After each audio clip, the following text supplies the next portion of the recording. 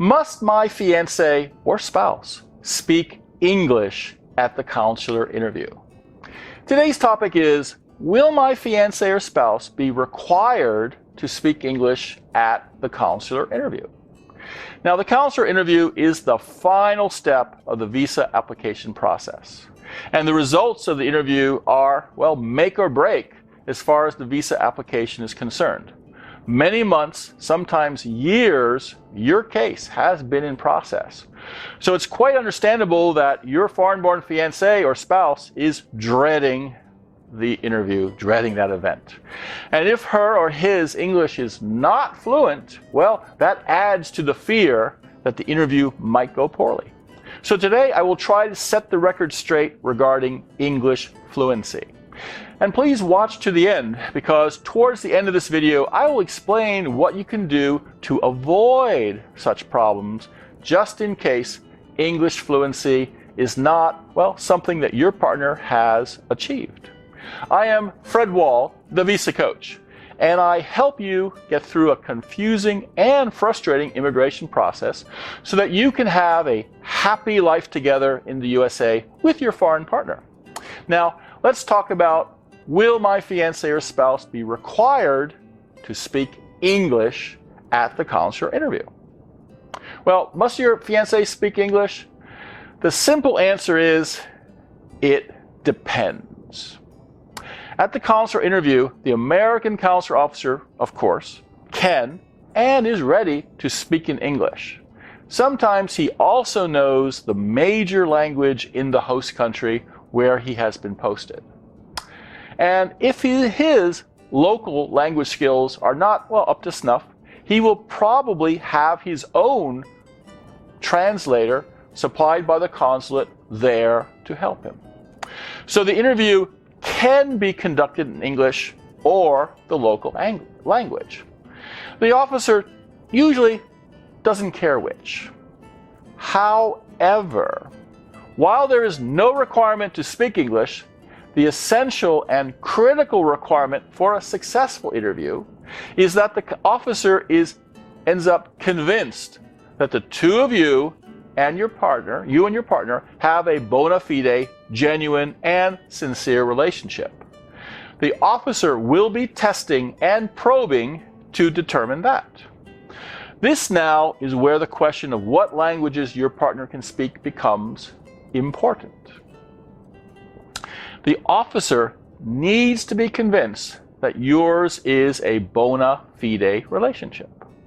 And the common expectation at the consulate is that a bona fide couple is able to easily and directly communicate with each other. This means the couple shares a language in common, which you use when the two of you are together. Now, if you have to rely on Google Translator, electronic devices, or human interpreters to speak with your partner, well, that is a huge red flag that will cause the officer's suspicions and to be on high alert. For example, if your fiancé only speaks Greek and you also speak Greek, and all your communications with her or him are in Greek, well, then the consulate will have no qualms at all in accepting that the two of you can directly communicate, and whether or not your fiancé can speak English is irrelevant. Not a word of English needs to come up during the interview.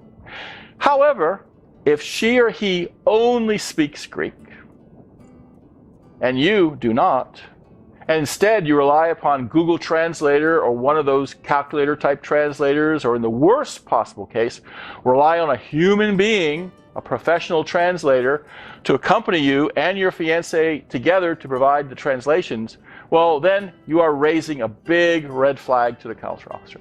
So my advice in such circumstances is, do your best to wean yourself of translators and translation devices.